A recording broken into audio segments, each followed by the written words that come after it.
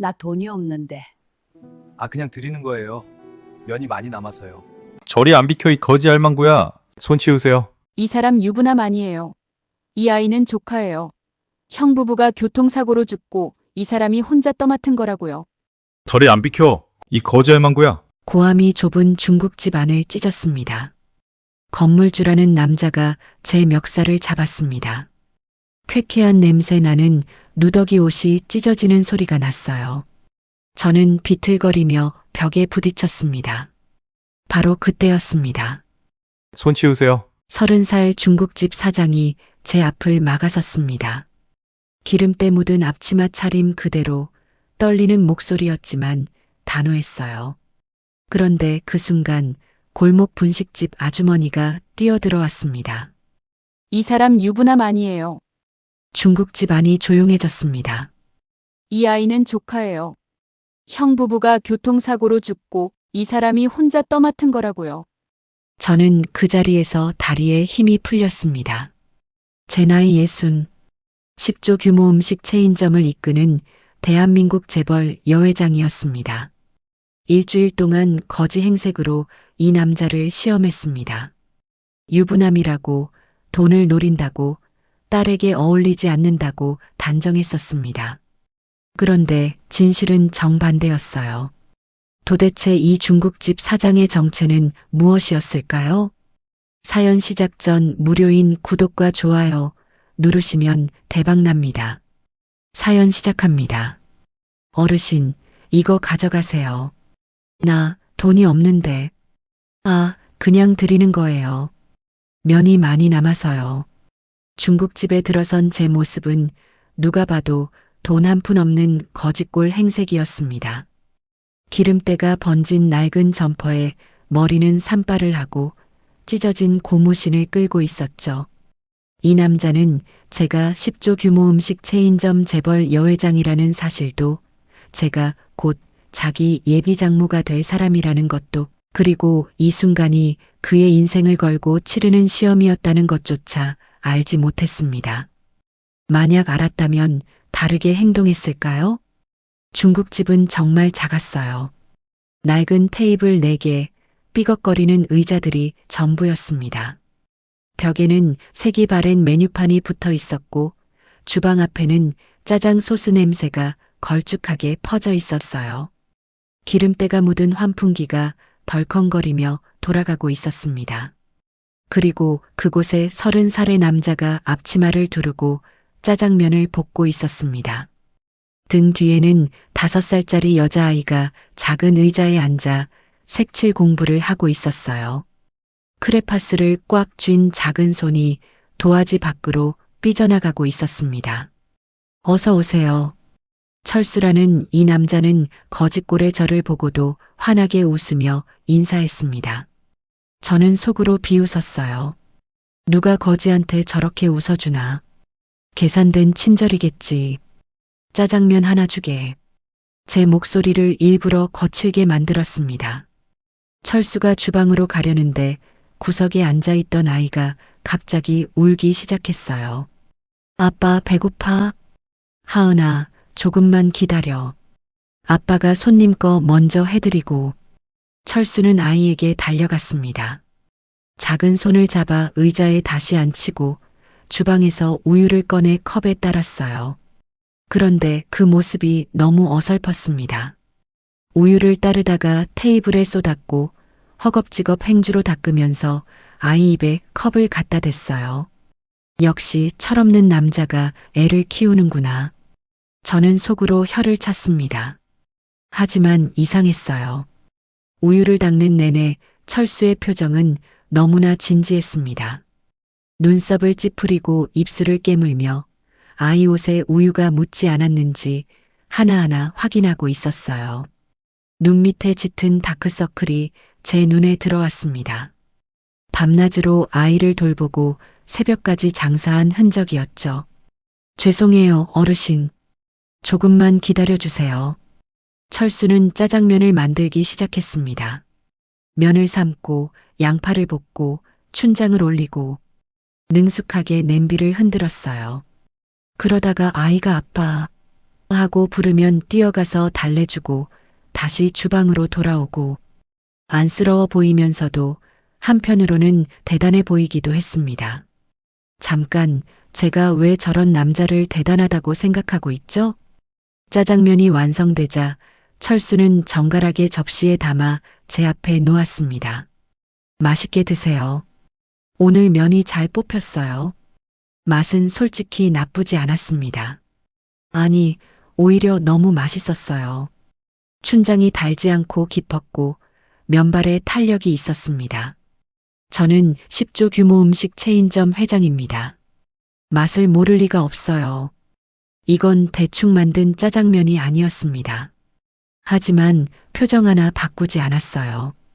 짜장면을 다 먹고 나오는데 철수가 봉투를 내밀었습니다. 어르신, 이것도 가져가세요. 군만두가 좀 남아서요. 나 돈 없네. 이건 그냥 드리는 거예요. 돈도 안 받고 군만두를 더 준다고요? 이건 무슨 수작이죠? 왜 공짜로 주는 건가? 그냥요. 어르신이 제가 만든 짜장면을 맛있게 드셔서요. 봉투를 받아들고 가게 문을 나서면서 뒤를 돌아봤습니다. 철수는 다시 아이를 안아 올리며 조용히 노래를 불렀어요. 곰 3마리가 한 집에 있어. 아빠 곰, 엄마 곰, 애기 곰. 그 모습이 왠지 제 가슴 한쪽을 먹먹하게 만들었습니다. 돌아가신 남편이 우리 미연이를 안고 자장가를 불러주던 모습이 떠올랐어요. 하지만 저는 고개를 저었습니다. 아니야, 감상에 빠지면 안 돼. 저 남자는 유부남 출신의 아이까지 달린 중국집 사장이야. 우리 미연이한테는 절대 어울리지 않는 남자라고요. 골목을 빠져나오며 저는 결심했습니다. 한번 보는 것으로는 부족해요. 더 지켜봐야 합니다. 내일도 모레도 저는 이 중국집에 올 겁니다. 일주일 전으로 돌아가 보겠습니다. 뭐? 유부남? 아이까지 있어? 저는 딸에게 처음으로 소리를 질렀습니다. 엄마, 제발 들어봐요. 28살 미연이가 제 앞에서 두 손을 꼭 모으고 서 있었어요. 그 한마디가 아직도 귓가에 맴돕니다. 저는 평생 냉철하고 원칙적으로 살아왔죠. 남편이 세상을 떠난 뒤 혼자서 10조 규모 사업을 일으켰습니다. 그런 제게 딸의 결혼 상대가 30살 중국집 사장에 아이까지 있는 유부남 출신이라니 정말 기가 막힐 노릇이었습니다. 안 돼. 우리 집안에 그런 남자는 절대 들릴 수 없어. 저는 단호하게 거절했습니다. 미연이가 조용히 말했어요. 엄마, 그 사람은 정말 좋은 사람이에요. 봉사활동에서 만났어요. 봉사활동. 미연이는 대학 졸업 후 제 회사에서 일하면서도 매주 토요일이면 빠짐없이 동네 무료급식소에 나갔습니다.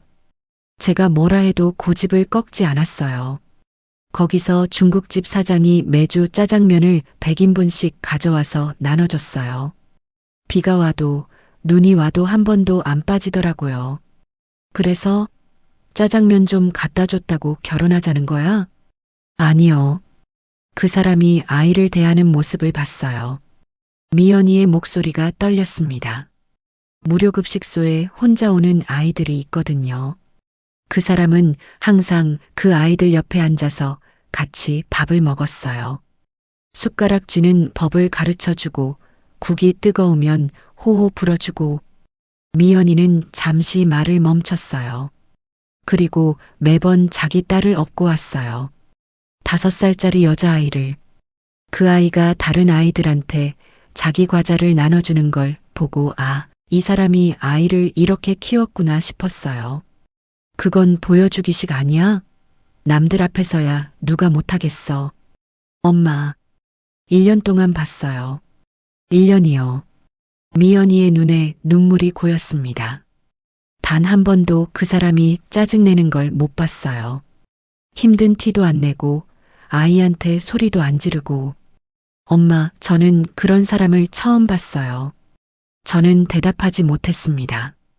미연이가 문 앞에서 돌아서며 말했어요. 엄마가 허락 안 해도 저는 그 사람이 좋아요. 근데 엄마 허락 없이는 못 가요. 엄마밖에 없잖아요. 문이 닫혔습니다. 거실에 혼자 남은 저는 소파에 깊이 앉았어요. 찻잔을 들었다가 내려놓았습니다. 손이 떨려서 찬물이 쏟아질 것 같았거든요. 그날 밤 잠을 이룰 수 없었어요. 서랍을 열었습니다. 맨 아래 칸에 빛바랜 사진 한 장이 있었어요. 남편과 저, 그리고 갓난아기 미연이가 찍은 사진이었습니다. 사진 뒤에 남편의 글씨가 적혀 있었어요. 정희야, 사람을 돈으로 재지 마. 내가 당신한테 줄 수 있는 건 마음뿐이었잖아. 남편도 가난한 사람이었습니다. 결혼할 때 시어머니가 반대했었죠. 돈 없는 남자라고. 하지만 그 사람은 제 인생 최고의 선택이었어요. 결국 저는 직접 확인하기로 했습니다. 하지만 재벌 여회장 신분으로는 저 남자의 진짜 모습을 볼 수 없을 겁니다.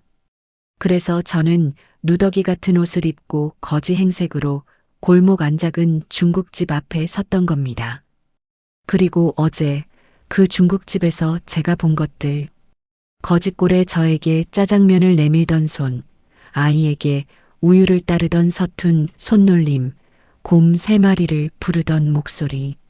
저는 호텔 침대에 누워 천장을 바라봤습니다. 일주일이면 충분합니다. 저 남자가 정말 돈을 노리는 건지 아니면 진짜 우리 미연이를 사랑하는 건지 저는 반드시 알아내겠습니다. 이틀째 되는 날 저는 새벽 6시에 골목 어귀에 서 있었습니다. 오늘은 이른 아침부터 철수를 지켜보기로 했어요. 진짜 모습을 보려면 그가 모르게 관찰해야 한다고 생각했거든요. 중국집 2층 불이 켜졌습니다. 커튼 사이로 그림자가 보였어요. 철수가 움직이고 있었습니다. 새벽 6시 30분 철수가 아이를 안고 내려왔습니다. 하은이는 잠이 덜 깬 얼굴이었어요. 눈을 비비며 아빠 목에 매달려 있었습니다. 철수는 한 손에 아이를 안고 다른 손에 유치원 가방을 들고 있었어요. 가방이 열려 있었습니다. 안에서 크레파스가 하나 굴러 떨어졌어요. 아, 잠깐. 철수가 쪼그려 앉아 크레파스를 주었습니다. 그런데 아이를 안은 채로 쪼그려 앉으니 균형을 잃고 휘청거렸어요. 간신히 벽을 짚고 버텼습니다. 역시 서툴러. 아이 하나 제대로 못 챙기면서 무슨 아빠 노릇을 한다는 건지 저는 속으로 혀를 찼습니다. 하지만 이상했어요. 철수의 표정은 초라해 보이면서도 아이를 바라보는 눈빛만큼은 너무나 진지했습니다. 하은아, 오늘 유치원에서 뭐 하고 싶어? 그림 그릴 거야. 뭐 그릴 건데? 아빠. 응. 아빠가 짜장면 만드는 거. 철수가 피식 웃었습니다. 그 웃음이 참 따뜻해 보였어요. 유치원 앞에 도착한 철수는 아이를 내려놓았습니다.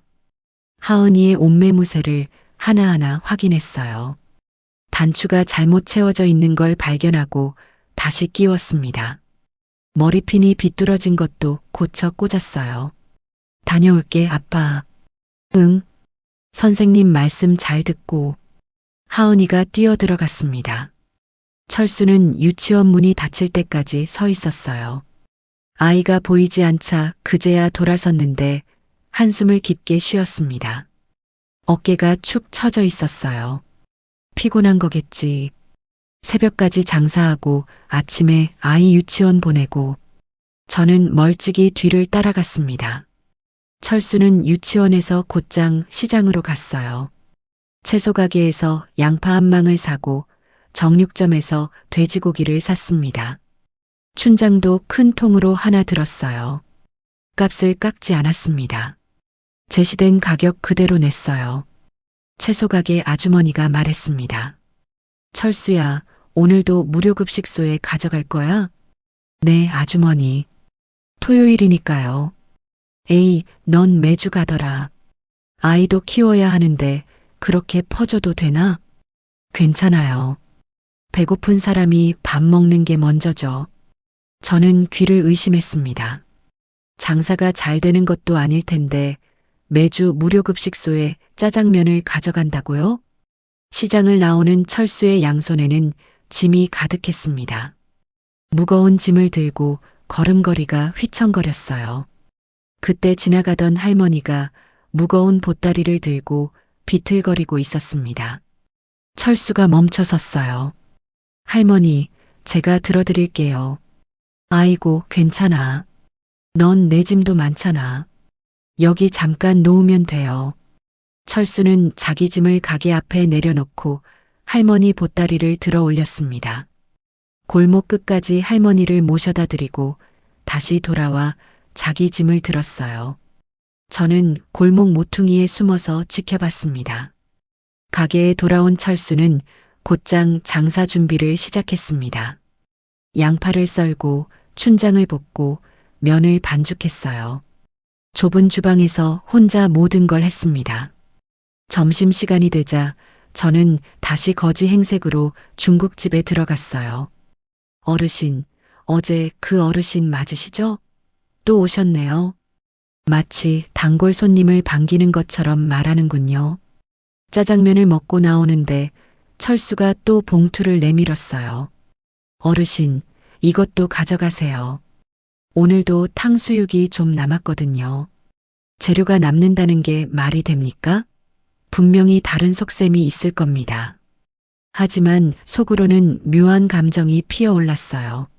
새벽부터 시장 다녀오고 할머니 짐까지 들어주고 무료급식소에 짜장면까지 만들어가는 남자. 아니야. 보여주기식일 수도 있어. 저는 고개를 저으며 발걸음을 재촉했습니다. 호텔로 돌아온 저는 비서에게 전화를 걸었습니다. 조사는 어떻게 되고 있나? 회장님, 이철수 씨. 30살 서울 변두리 중국집 운영. 아내는 3년 전 교통사고로 사망한 것으로 되어 있습니다. 딸 이하은 5살. 경제 상황은 넉넉하지 않습니다. 월세도 빠듯한 형편이고요. 더 자세히 알아봐. 가족관계, 특히 전 부인 쪽을. 전화를 끊고 창밖을 바라봤습니다. 엿새가 남았습니다. 엿새 안에 모든 진실을 알아내야 해요. 저 젊은 놈이 유부남이래. 마누라 죽고 애 혼자 키운다며. 사흘째 되는 날 시장 골목에서 들은 상인들의 수군거림이 귓가에 맴돌았습니다. 새벽 5시 저는 다시 골목 어귀에 섰어요. 오늘은 철수가 시장에 가기 전부터 지켜볼 생각이었습니다. 5시 30분 중국집 2층에서 불이 켜졌어요. 10분 후 철수가 내려왔습니다. 오늘은 하은이를 업고 있었어요. 아이가 잠결에 아빠 등에 매달려 있었습니다. 차가운 새벽 공기 속에서 철수는 아이를 꼭 감싸 안았어요. 자기 점퍼를 벗어 아이 등에 덮어줬습니다. 반팔 차림이 된 철수의 팔에 소름이 돋았어요. 시장에 도착한 철수는 채소 가게로 갔습니다. 아주머니, 양파 2망이랑 당근 주세요. 채소 가게 아주머니는 반갑게 맞아줬습니다. 철수야, 오늘도 일찍 왔네. 철수가 돈을 내려는데 아주머니가 손을 내저었어요. 에이, 됐어. 그냥 가져가. 안 돼요, 아주머니. 꼭 받으셔야죠. 철수는 꼭 돈을 건넸습니다. 아주머니가 조용히 말했어요. 힘들지? 형 생각 많이 나지? 철수의 어깨가 잠시 굳었습니다. 괜찮아요, 아주머니. 목소리가 떨렸어요. 형이라는 말에 저는 귀가 번쩍 뜨였습니다. 형? 형이 누구지? 하지만 두 사람의 대화는 거기서 끊겼습니다. 철수가 정육점을 지나갈 때였어요. 상인들이 수군거리는 소리가 들렸습니다. 저 젊은 놈이 유부남이래. 마누라 죽고 애 혼자 키운다며. 쉿, 작게 말해. 들리겠어. 에이, 사실인데. 30에 애 달린 호랍이라니. 저는 그 말을 듣고 속으로 고개를 끄덕였습니다. 역시 동네에서 다 아는 일이군. 유부남 출신 호랍이 우리 집안에 절대 어울리지 않아. 그런데 다음 순간 들린 말에 저는 잠시 멈칫했어요. 그래도 기특하긴 해. 혼자서 애 키우면서 가게까지 하잖아. 맞아. 착하기도 하고. 어제도 우리 가게에 짜장면 갖다 줬어. 무료급식소에도 매주 간다며? 응. 비 올 때도 안 빠지더라고. 저는 귀를 의심했습니다. 짜장면을 갖다 줬다고요? 무료급식소에도 매주? 장을 보는 동안 철수의 등에 엎인 하은이가 잠에서 깼어요. 아빠, 나 내려줘. 하은아, 아직 추워. 좀만 더 있어. 싫어. 걸을 거야. 하은이가 내려오자마자 옆에 있던 생선 가게 고양이에게 다가갔습니다. 쪼그려 앉아 고양이 머리를 쓰다듬었어요. 고양이야, 배고파? 아빠한테 밥 달라고 할까? 철수가 피식 웃었습니다. 하은아, 고양이한테는 생선 가게 아저씨가 밥 줘. 그래도 배고프면 어떡해? 하은이의 얼굴이 진지했어요. 5살짜리가 고양이 걱정을 하고 있었습니다. 이 아이를 이렇게 키운 건 저 남자겠지. 저는 머리를 흔들었어요. 감정에 빠지면 안 됩니다. 점심시간에 다시 중국집을 찾았습니다. 철수가 제 앞에 짜장면을 놓으며 말했어요. 어르신, 오늘 춘장을 새로 볶았어요. 더 맛있을 거예요. 짜장면을 먹는데 옆 테이블에 앉은 할아버지 한 분이 말씀하셨어요. 사장, 오늘도 외상이야. 다음 달에 줄게. 괜찮아요, 어르신. 천천히 주세요. 외상이요? 장사가 되기는 하는 건가? 저는 속으로 걱정이 됐습니다. 아니, 왜 내가 저 남자 장사를 걱정하고 있지? 가게를 나오며 호텔로 돌아와 소파에 앉았습니다. 형이라는 단어가 머릿속에서 떠나지 않았어요. 채소 가게 아주머니가 물었던 말. 형 생각 많이 나지? 도대체 무슨 뜻이었을까요? 나흘째, 저는 오전 10시쯤 중국집에 갔습니다. 문을 열고 들어서니 철수가 하은이를 무릎에 앉히고 무언가를 보고 있었어요. 유치원 졸업사진 촬영 전단지였습니다. 예쁘게 차려입은 아이들의 졸업사진. 알록달록한 한복을 입고 웃고 있는 아이들, 졸업가운을 입고 학사모를 쓴 모습들. 하단에는 가격표가 적혀 있었어요. 기본 패키지 30만 원, 프리미엄 패키지 60만 원. 철수는 가격표를 한참 들여다봤습니다. 손가락으로 숫자를 따라가며 계산하는 것 같았어요. 입술을 깨물더니 작은 한숨을 쉬었습니다. 이것도 못해주네. 그 혼잣말이 제 귀에 들렸습니다. 하은이가 전단지를 가리키며 말했어요. 아빠, 나도 이거 찍고 싶어. 예쁜 옷 입고. 응, 하은아, 아빠가 알아볼게. 진짜? 약속? 응, 약속. 철수는 아이의 새끼손가락을 잡고 약속했습니다. 하지만 저는 봤어요. 약속하는 철수의 손이 떨리는 걸, 눈가가 붉어지는 걸. 하은이가 유치원에 가자 철수는 전단지를 한참 들여다봤습니다. 그리고 조심스럽게 접어서 주방 서랍에 넣었어요. 저는 아무 말도 하지 못했습니다. 가슴이 먹먹했어요. 어느 부모가 아이의 졸업사진을 찍어주고 싶지 않겠습니까? 하지만 철수에게는 그마저도 사치인 거죠. 짜장면 하나 주게. 네, 금방 만들어 드릴게요. 짜장면을 먹고 있는데 문 앞에 폐지 가득한 손수레를 끌고 온 할아버지가 주저앉으셨어요. 허리가 많이 굽은 분이었습니다. 철수가 급히 밖으로 나갔어요. 할아버지, 왜 밖에 앉아 계세요? 안 들어오시고. 아이고, 괜찮아. 나 잠깐 쉬다 갈게. 추운데 안으로 들어오세요. 어서요. 철수는 할아버지를 부축해서 가게 안으로 모셨습니다. 나는 돈도 없는데. 할아버지, 제가 짜장면이랑 군만두 드릴게요. 오늘 재료가 너무 많이 남아서요. 안 그러면 버려야 해요. 철수는 짜장면과 군만두를 할아버지 앞에 놓았습니다. 고맙다, 젊은이. 맛있으면 다음에도 드시러 오세요. 할아버지가 짜장면을 다 드시자 철수는 또 하나를 포장해서 건넸어요. 이것도 가져가세요. 저녁에 드세요. 할아버지는 눈물을 닦으며 가게를 나갔습니다. 저는 충격을 받았습니다. 저 남자는 나한테만 친절한 게 아니었구나. 정말 누구에게나 저렇게 하는 거야? 그럼 이건 계산이 아니라 진짜 본성이란 말인가? 짜장면 값을 내고 일어서려는데 철수가 봉투 2개를 내밀었어요. 어르신, 이것도 가져가세요. 왜 자꾸 일어나? 그냥요. 음식을 버리면 죄 받잖아요. 거지한테 이렇게까지 잘해줄 이유가 뭡니까? 가게를 나오며 복잡한 심정이었습니다. 졸업사진도 못 찍어주는 형편인데 거지한테 매일 짜장면을 공짜로 주는 이유가 뭘까요?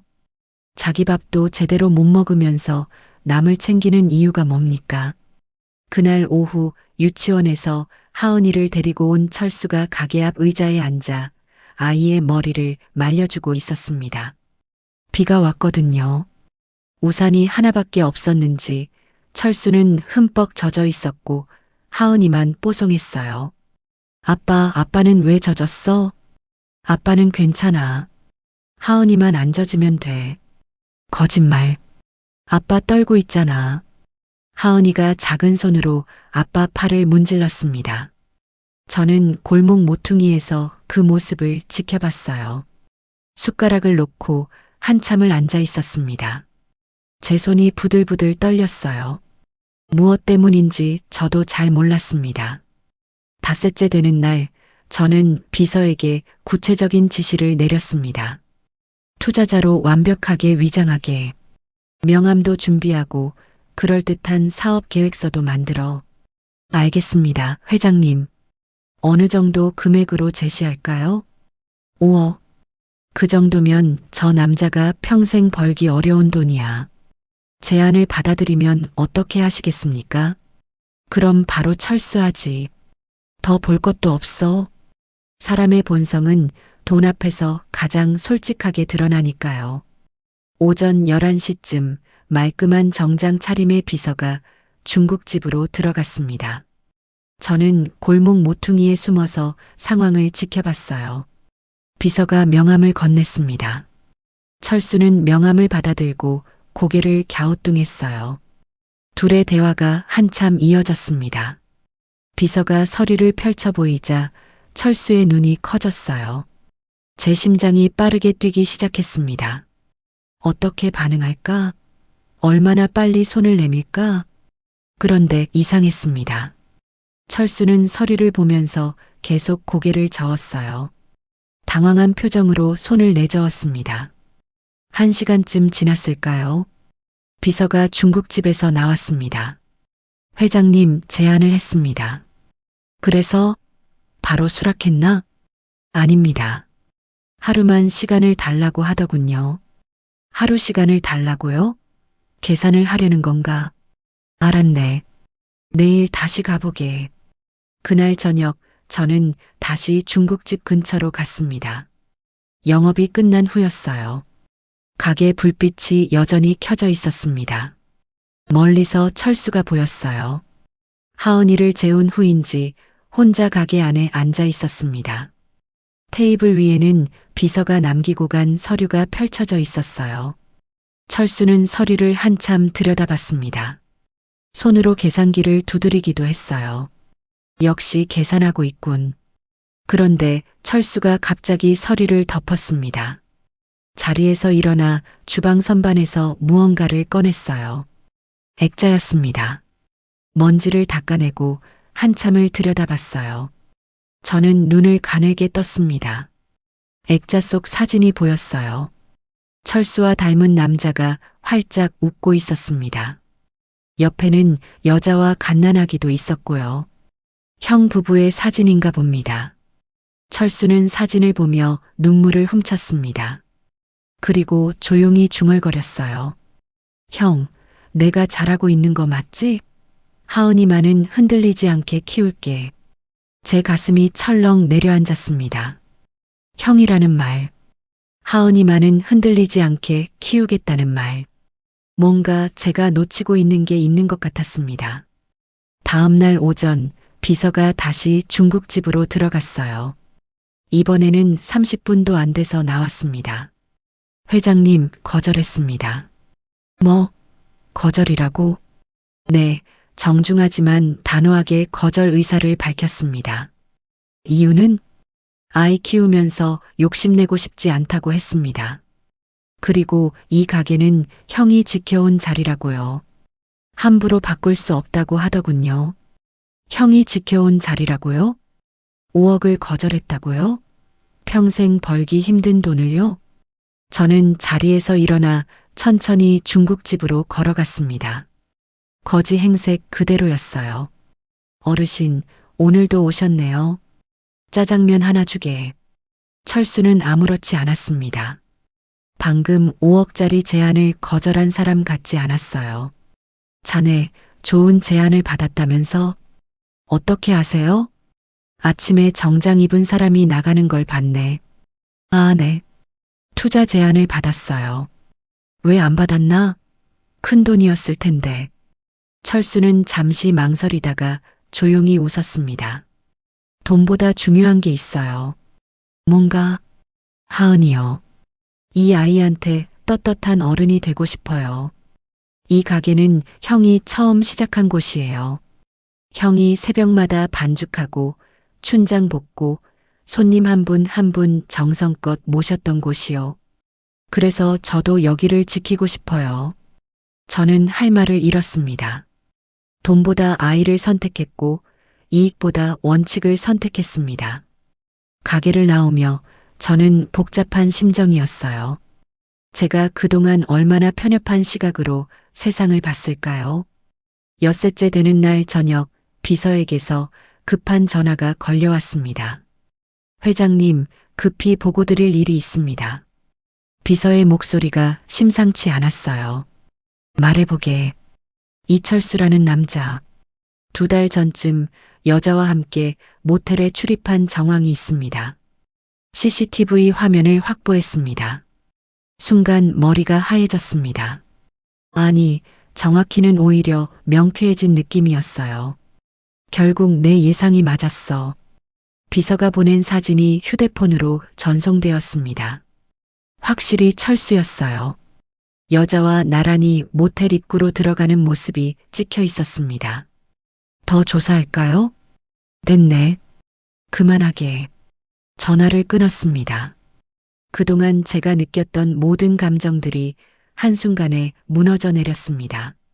짜장면을 먹으며 느꼈던 따뜻함, 하은이를 보며 들었던 연민, 서툰 손길에서 느꼈던 진정성.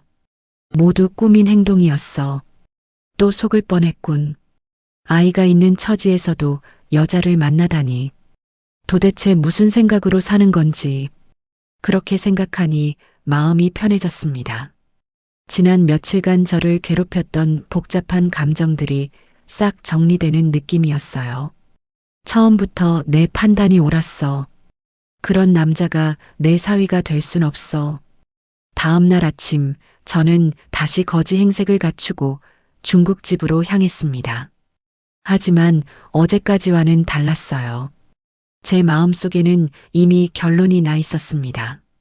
어서 오세요. 철수가 환하게 웃으며 인사했습니다. 평소와 똑같은 목소리, 똑같은 표정이었어요. 하지만 제 눈에는 이제 그 모든 게 위선으로 보였습니다. 짜장면 하나만 주게. 네, 금방 해드릴게요. 짜장면을 만드는 동안 하은이가 안쪽에서 뛰어나왔습니다. 아빠, 나 그림 다 그렸어. 하은이가 도화지를 들고 왔어요. 거기에는 크레파스로 그린 그림이 있었습니다. 큰 사람이 작은 사람 손을 잡고 있는 그림. 위에 삐뚤빠뚤한 글씨로 아빠랑 나라고 쓰여 있었어요. 우와, 하은이가 이걸 그렸어? 아빠 진짜 잘생겼다. 아빠 안 잘생겼어. 코가 이상해. 뭐? 코가 이상해? 철수가 하은이를 간지럽혔습니다. 하은이가 까르르 웃었어요. 그 웃음소리가 가게 안에 퍼졌습니다. 하은이가 저를 보더니 다가왔어요. 할머니, 이거 줄까? 작은 손이 크레파스 하나를 내밀었습니다. 분홍색이었어요. 하은이가 제일 좋아하는 색인데. 할머니 줄게. 제 가슴이 뜨거워졌습니다. 하지만 저는 그 감정을 억눌렀어요. 그런가? 고맙구나. 차갑게 대답하고 가게를 나왔습니다. 하지만 이상했어요. 손에 쥔 분홍색 크레파스가 자꾸 눈에 들어왔습니다. 5살짜리가 제일 좋아하는 색을 거지 할머니한테 준 거예요. 아이는 거짓말을 하지 않습니다. 저 아이가 저렇게 자란 건 저 남자가 그렇게 키웠기 때문 아닐까요? 그날 밤 호텔 방에서 위스키를 마셨습니다. 문득 아주 오래전 일이 떠올랐어요. 30살 남편과 시장 구석에서 분식점을 했을 때였습니다. 저도 가난했어요. 남편이 떡볶이를 볶고 저는 김밥을 말았습니다. 손님이 없는 날은 라면 하나를 둘이 나눠 먹었어요. 그때 어떤 사람들은 저를 무시했습니다. 가난한 여자가 무슨 사업을 해? 뒤에서 그런 말들을 많이 들었어요. 하지만 남편은 달랐습니다. 정희야, 당신은 할 수 있어. 나는 당신을 믿어. 그 말 한마디가 저를 여기까지 오게 했습니다. 그때의 나도 남들 눈에는 저 남자처럼 보였겠지. 저는 고개를 저었습니다. 아니야, 상황이 달라. CCTV를 봤잖아. 하지만 마음 한구석이 계속 불편했어요. 분홍색 크레파스가 테이블 위에 놓여 있었습니다. 그 작은 크레파스가 자꾸 눈에 밟혔어요. 7째 날, 마지막 날이었습니다. 저는 아침 9시에 중국집으로 갔어요. 거지 행색 그대로였습니다. 오늘로 모든 걸 끝낼 생각이었어요. 중국집에 도착하니 가게 앞에 검은 승용차가 서 있었습니다. 건물주였어요. 문을 열고 들어가자 철수와 건물주가 마주 서 있었습니다. 월세 올린다고 했지? 다음 달부터 50% 인상이야. 철수의 목소리가 떨렸어요. 사장님, 갑자기 50%는 너무 심한 거 아닌가요? 심해? 이 동네 시세가 다 올랐어. 오히려 지금까지 내가 싸게 받아준 거지. 그래도 조금만 시간을 주세요. 장사가 잘 안 돼서. 장사가 안 되는 건 내 알 바 아니고. 싫으면 나가. 건물주가 저를 봤습니다. 이런 거지까지 오는 중국집에 누가 온다고. 아이고, 냄새. 건물주가 코를 막았어요. 그리고 저를 밀쳤습니다. 저는 뒤로 휘청거렸어요. 테이블 모서리에 팔꿈치를 부딪혔습니다. 손 치우세요. 철수가 제 앞을 막아섰습니다. 기름때 묻은 앞치마 차림 그대로 떨리는 목소리였지만 단호했어요. 이 어르신한테 왜 그러세요? 손님한테 손을 대시면 안 되죠. 뭐, 거지가 손님이야? 너도 참 한심하다. 유부남이 애 하나 데리고 이 꼴로 살면서 제 사정은 사장님이 상관할 일이 아닙니다. 바로 그때였습니다. 가게 문이 벌컥 열렸어요. 골목 분식집 박순자 아주머니가 숨을 헐떡이며 뛰어들어왔습니다. 뭐 하는 짓이에요? 아, 분식집 아줌마. 왜 남의 일에 끼어들어요? 남의 일이 아니에요. 당신 지금 거짓말하고 있잖아요. 거짓말? 내가 뭘? 박순자 아주머니는 철수를 바라봤습니다. 눈에 눈물이 고였어요. 그리고 건물주를 향해 소리쳤습니다. 이 사람 유부남 아니에요. 가게 안이 조용해졌습니다. 저는 숨이 멎는 것 같았어요. 뭐라고요? 철수는 유부남이 아니에요. 하은이는 철수 형의 딸이에요. 박순자 아주머니의 목소리가 떨렸습니다. 1년 반 전 철수 형 부부가 교통사고로 돌아가셨어요. 둘 다 현장에서 바로 숨졌죠. 주변이 술렁거렸습니다. 언제 왔는지 골목 상인들이 가게 밖에 모여 있었어요. 그때 하은이는 3살이었어요. 부모를 한꺼번에 잃은 거예요. 친척 중에 아무도 안 맡으려 했어요. 고아원에 보내자는 소리까지 나왔고요. 박순자 아주머니는 눈물을 훔쳤습니다. 그때 철수가 나섰어요. 회사 그만두고 형이 하던 이 중국집을 물려받아서 혼자 하은이를 키우기 시작한 거예요.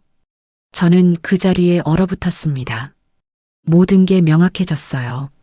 서툰 아이 돌봄, 형의 중국집을 지키겠다는 고집, 5억을 거절한 이유, 액자 속 형 부부 사진을 보며 흘리던 눈물. 그러니까 함부로 유부남이라고 하지 마세요. 이 사람이 얼마나 힘들게 사는데요. 건물주의 얼굴이 하얗게 변했습니다. 나는 그냥 다들 그렇게 말하길래 알았어요. 월세는 그대로 받을게요. 건물주는 황급히 가게를 나갔습니다. 가게 안에는 저와 철수, 박순자 아주머니만 남았습니다. 철수는 바닥에 주저앉아 고개를 숙이고 있었어요. 아주머니, 왜 말씀하셨어요?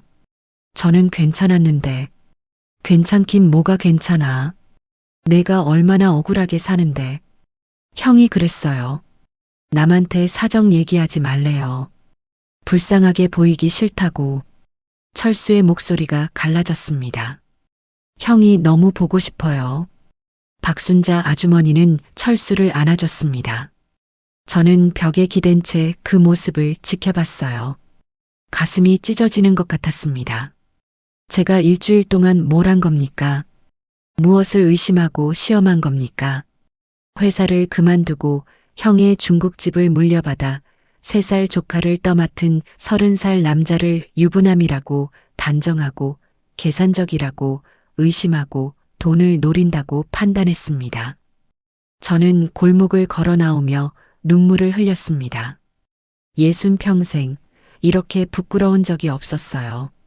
그리고 그때 비서에게서 최종 보고가 왔습니다. 회장님, CCTV 건 확인했습니다. 그 여자는 하은이 유치원 담임 선생님이었습니다.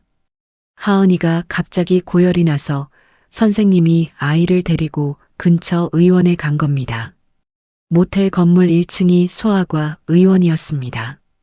모텔이 아니라 소아과였어요. 저는 차 안에서 핸들에 이마를 대고 한참을 움직이지 못했습니다. 다음 날 아침 10시 저는 중국집 앞에 서 있었습니다. 하지만 이번에는 거지 행색이 아니었어요. 깔끔한 정장을 입고 머리를 단정하게 빗었습니다. 구두도 반들반들 닦았어요. 일주일 만에 본래 모습으로 돌아온 겁니다. 심호흡을 하고 문을 열었습니다. 어서 오세요. 철수가 고개를 들었어요. 저를 알아보지 못했습니다. 나야, 이 사람아. 오신 적이 있으셨나요? 제가 잘 못 알아보나 봐요. 매일 오던 거지 할머니네. 철수는 말을 잇지 못했습니다. 내가 김미연의 어머니요. 그 한마디에 가게 안이 조용해졌습니다. 철수의 얼굴에서 핏기가 싹 빠졌어요. 입술이 파르르 떨렸습니다. 미연이 어머니? 그래. 윤정이라고 하오. 철수는 뒤로 물러섰습니다. 의자를 붙잡고 간신히 서 있었어요. 그럼 일주일 동안. 그렇소. 거지 행색으로 자네를 지켜봤어. 시험한 거요. 왜요? 자네가 우리 미연이와 결혼하기에 적합한 사람인지 알고 싶었소. 철수의 눈에 무언가가 스쳤습니다. 분노도 아니고 배신감도 아니고 체념 같은 거였어요. 그래서 결론이 어떻게 되셨습니까? 그 담담한 목소리가 오히려 제 가슴을 더 아프게 했습니다. 바로 그때 가게 문이 열렸어요. 미연이었습니다. 아침 일찍 달려온 모양이었어요. 숨이 차 있었습니다. 엄마, 미연이는 저와 철수를 번갈아 봤습니다. 오빠 괜찮아요? 미연아, 엄마가 뭐라 했어요? 엄마 대체 무슨 짓을? 미연아, 제가 딸의 이름을 불렀습니다. 그리고 천천히 철수 앞으로 걸어갔어요. 저는 무릎을 꿇었습니다. 60평생 누구 앞에도 무릎 꿇어본 적 없었어요. 사업을 하면서 숱한 위기가 있었지만 단 한 번도 무릎을 꿇지 않았습니다. 하지만 이 30살 남자 앞에서는 그래야 했습니다. 내가 잘못 봤소. 용서해 주시오. 철수는 놀란 표정으로 저를 봤어요. 미연이도 깜짝 놀랐습니다. 어머니, 일어나세요. 자네는 내가 평생 만난 사람 중 가장 훌륭한 사람이요. 저는 고개를 숙였습니다. 회사를 그만두고 형의 가게를 물려받아 조카를 키우는 자네를 나는 유부남이라고 단정했소. 돈을 노린다고 의심했소. 거지 행색으로 시험까지 했소. 눈물이 흘렀습니다. 주름진 볼을 타고 뚝뚝 떨어졌어요.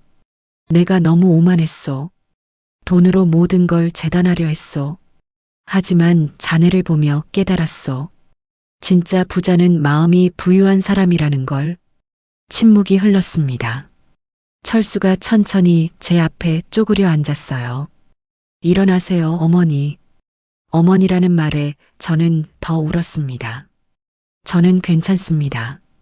그리고 저는 어머니를 원망하지 않아요. 왜? 미연이를 그만큼 사랑하시니까 저를 시험한 거잖아요. 부모 마음이 다 그렇죠. 철수의 눈에도 눈물이 고였어요. 저도 하은이한테는 그럴 것 같아요. 하은이가 좋아하는 사람이 나타나면 저도 아마 10번쯤 확인하고 싶을 거예요. 저는 철수의 손을 잡았습니다. 기름때가 묻고 칼에 베인 흉터가 있는 손이었어요. 매일 새벽부터 반죽하고 춘장 볶고 면 삶는 손이었습니다. 이 손이 형의 가게를 지켰고 3살 조카를 안아 올렸고 거지 할머니에게 짜장면을 건넸습니다. 미연이가 다가와 저를 일으켜 세웠어요. 엄마, 미연아, 미안해. 괜찮아요, 엄마. 미연이도 울었습니다. 우리 셋은 좁은 중국집 안에서 한참을 서 있었어요. 그때 안쪽에서 작은 발소리가 들렸습니다. 아빠, 왜 울어? 하은이가 잠에서 깬 모양이었어요. 잠옷 차림으로 눈을 비비며 나왔습니다. 저를 보더니 고개를 갸우뚱했어요. 할머니? 하은이가 저를 알아봤습니다. 할머니, 오늘은 예쁜 옷 입었네. 그 한마디에 가게 안에 있던 사람들 모두 울음을 터뜨렸습니다. 하은이가 제 다리를 안았어요. 작고 따뜻한 팔이었습니다. 할머니, 울지 마. 하은이가 안아줄게. 저는 하은이를 안아 올렸습니다. 가볍고 따뜻한 아이였어요. 할머니 품에 쏙 들어왔습니다. 이 아이를 손녀처럼 키우고 싶소. 철수가 저를 봤습니다. 눈물투성이 얼굴로 웃었어요. 감사합니다, 어머니. 그로부터 한 달이 지났습니다. 저는 매일 아침 중국집에 갔어요. 정장 대신 편한 옷을 입고 앞치마를 둘렀습니다. 짜장면을 만드는 법을 배우기 시작했어요. 어머니, 춘장은 약한 불에서 천천히 볶아야 해요. 이렇게? 너무 세요. 더 약하게. 에이, 불 조절이 이렇게 어려울 줄 몰랐네. 철수가 피식 웃었습니다. 어머니는 10조 규모 회사를 운영하시면서 춘장 볶는 건 왜 이렇게 어려워하세요? 사업은 숫자지만 요리는 마음이니까. 저는 허리를 숙이고 냄비를 저었습니다. 등이 아팠지만 그건 중요하지 않았어요. 미연이도 주말마다 왔습니다. 하은이와 놀아주고 가게 청소를 도왔어요. 하은이가 미연이를 부르는 호칭이 바뀌었습니다. 처음에는 미연이 이모였어요. 그런데 어느 날 하은이가 갑자기 말했습니다. 미연이 이모 말고 엄마라고 불러도 돼? 가게 안이 조용해졌어요. 미연이의 눈에 눈물이 가득 찼습니다. 하은아, 엄마라고 불러줄 거야? 응. 아빠도 좋고, 엄마도 좋고, 할머니도 좋아. 하은이가 세 사람을 가리키며 말했습니다.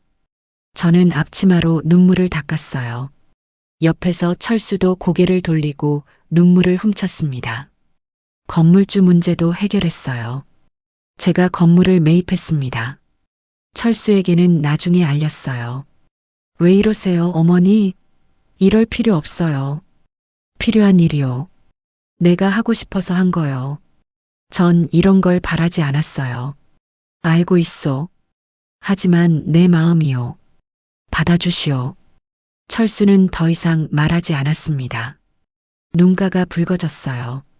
그리고 드디어 하은이의 6번째 생일이 왔습니다. 중국집을 예쁘게 꾸몄어요. 알록달록한 풍선과 꽃들로 가득했습니다. 입구에는 하은이 생일 축하해라는 현수막이 걸렸어요. 초대받은 사람들은 많지 않았습니다. 박순자 아주머니, 시장 상인들, 채소가게 아주머니, 유치원 선생님, 그리고 우리 가족이었어요. 하은이는 예쁜 원피스를 입었습니다. 미연이가 사준 거였어요. 분홍색이었습니다. 이 색 좋아. 하은이가 빙글빙글 돌았어요. 치마가 꽃처럼 펼쳐졌습니다. 하은아 예뻐. 미연이가 박수를 쳤습니다. 케이크를 가져왔어요. 6개 초가 꽂혀 있었습니다. 하은아, 소원 빌고 촛불 불어. 하은이는 눈을 감았어요. 작은 손을 꼭 모았습니다. 다 빌었어? 응. 뭐 빌었어? 비밀이야. 하은이가 입을 꼭 다물었어요. 하지만 이내 참지 못하고 말했습니다. 아빠랑 엄마랑 할머니랑 오래오래 같이 있는 거. 가게 안에 있던 모든 사람들이 울었습니다. 박순자 아주머니는 앞치마로 얼굴을 가렸어요. 시장 상인들도 눈물을 닦았습니다. 철수가 하은이를 안아 올렸어요. 하은아, 아빠가 약속할게. 오래오래 같이 있자. 진짜? 응, 진짜. 미연이가 다가가 하은이의 머리를 쓰다듬었습니다. 엄마도 약속? 엄마. 하은이가 미연이에게 안겼어요. 저도 다가갔습니다. 할머니도 약속한다. 할머니. 하은이가 제 목을 끌어안았어요. 작은 팔이 제 목을 감았습니다. 분홍색 원피스에서 아이 냄새가 났어요. 저는 하은이를 꼭 안았습니다. 60평생 많은 것을 잃었다고 생각했습니다. 큰 회사를 만들고 많은 돈을 벌고 높은 지위에 올랐죠. 하지만 진짜 중요한 걸 몰랐어요. 진짜 부자는 돈이 많은 사람이 아니었습니다. 사랑하는 사람들과 함께 웃을 수 있는 사람. 작은 것에 감사할 줄 아는 사람. 타인의 아픔을 이해하는 사람. 그게 진짜 부자였습니다. 저는 이 30살 남자에게 배웠어요. 돈보다 소중한 것, 지위보다 중요한 것, 명예보다 가치 있는 것을 배웠습니다. 생일 파티가 끝나갈 무렵 철수가 제게 조용히 다가왔어요. 어머니, 왜? 감사합니다. 미연이를 이렇게 키워주셔서 내가 고마운 사람이요. 하은이를 지켜줘서 그리고 우리 미연이를 사랑해줘서. 철수는 고개를 숙였습니다. 형이 보고 있을까요? 보고 있을 거요. 그리고 자랑스러워하고 있을 거요. 철수의 눈에서 눈물이 흘렀어요. 하지만 웃고 있었습니다. 해가 지고 있었어요. 중국집 창문으로 노을빛이 들어왔습니다. 금빛으로 물든 가게 안에서 우리는 함께 웃었어요. 하은이도, 철수도, 미연이도, 그리고 저도요. 주방 선반위 액자 속에서 철수의 형 부부가 웃고 있었습니다. 마치 우리를 축복하듯. 일주일 동안 거지 행색으로 중국집에 갔던 그때 저는 진짜 거지였습니다. 마음이 가난한 거지였어요. 하지만 지금은 달라요. 이제 저는 진짜 부자가 됐습니다.